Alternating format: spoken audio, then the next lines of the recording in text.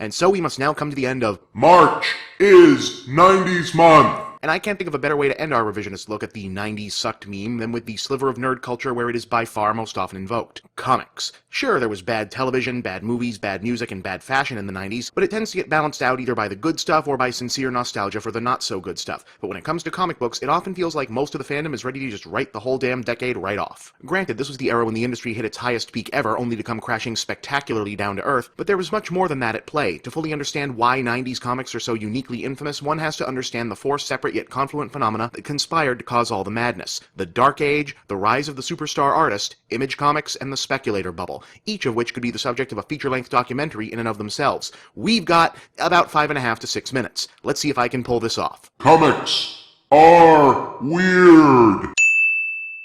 Okay, quickly as possible. In 1986, Watchmen and The Dark Knight Returns both hit the stands. Two books about classic-style superheroes reimagined as dark, brutal, and sexually charged epics. Suddenly, mainstream popular culture woke up to the idea that comics could be both literally and superficially grown up, which in turn led to the grown-up longtime fans of the genre who had been quietly keeping the industry sales numbers humming for years to be more publicly open about their comic book hobby. Publishers figured out that they could make more money selling more expensive merchandise to older fans, rather than just scrambling for the meager allowances of children, and sell more books by making the characters they already had more mature in the most pandering and superficial way possible. By the time the 90s were on the horizon, these factors had helped to create the vast hordes of newly out-of-the-closet comic fans weren't just buying new books and expensive merchandise, they were rebuying classic comics that had made them fans to begin with and catching up on the decades of Marvel and DC Universe continuity that informed the stories they were reading today. Funny thing about that, though, since comics had until now been regarded as disreputable and disposable medium for children, very little effort had ever been made to preserve older comics, making the few that remained major collector's items with extravagant price tags to the right collector. Soon, news reports were hitting daily, all telling versions of the same amazing human interest story. Holy crap! I bought this comic for pennies as a kid, and I just sold it for thousands! Some canny business types called speculators got an idea from this.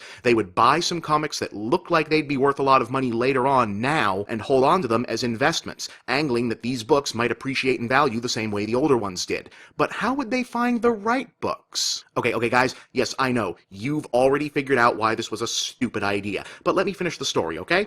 Ahem.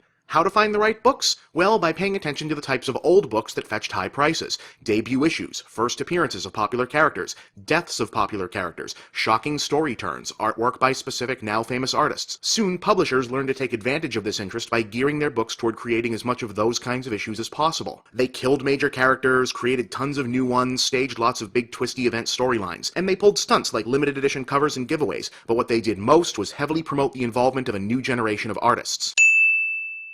Fairly or not, with the notable exception of the king of all self-promoters Stan Lee, comic book artists have up until recently always gotten more attention than comic book writers, and with comics being more visible than ever, the big artists of the late 80s and early 90s were bigger names than almost any other artist before them. Sure, they weren't exactly movie stars, but guys like Jim Lee, Rob Liefeld, and Todd McFarlane had public profiles that dwarfed that of even the late great Jack Kirby. For the first time, thanks in no small part to the aforementioned speculation investors, books could turn a profit just on the name of the artist, and publishers looked to keep them happy and prolific by letting them write books as well, so they could have more control. Granted, a lot of them weren't nearly as good at writing, we'll come back to that, but given the kinds of writing publishers were looking for, they didn't need to be, and yet they still didn't feel like they had enough say over their own work.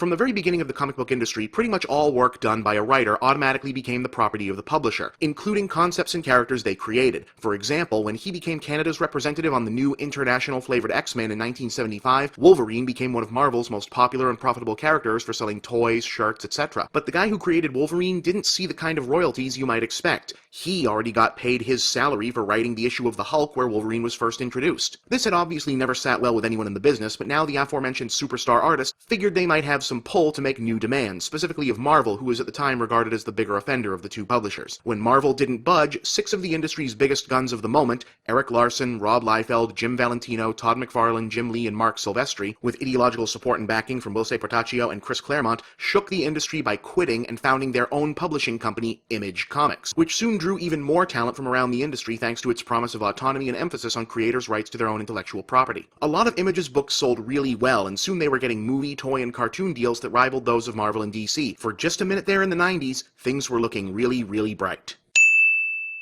Well, everything fell apart, basically, though the biggest contributor was the speculator bubble finally bursting. See, somehow, everyone had managed to ignore one simple logical flaw. Old comic books became valuable collector's items because there weren't a lot of them left, because no one had ever thought they'd be valuable collector's items. But since these new books were being bought and sold with that in mind, there were tons of them out there, so they weren't going to go up in value anytime soon. Oh, and since the publishers had turned their universes into pandering Dark Age messes chasing sales trends to create collectibles, you wound up with not only a surplus of comics, but a surplus of bad comics nobody was eager to revisit. The bottom fell out of the market, sales plummeted, stores closed, and many, many people lost their jobs. It was really more of a slow-motion train wreck than an immediate thing, but some like to tag 1996 as the year of the Great Comics Crash because of the mega disaster that was Marvel Comics filing for bankruptcy. Oh, and the guys at Image, well, for all their good intentions, as businessmen, they were pretty good cartoonists.